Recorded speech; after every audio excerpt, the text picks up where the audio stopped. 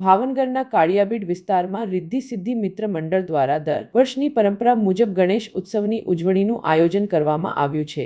કાળિયાબીડ વિસ્તારમાં લખુભા હોલ નજીક રિદ્ધિ સિદ્ધિ મિત્ર મંડળ દ્વારા આયોજિત ગણેશ ઉત્સવની ઉજવણીમાં ગણપતિ બાપાની સ્થાપના કરીને ઉજવણી કરવામાં આવી રહી છે।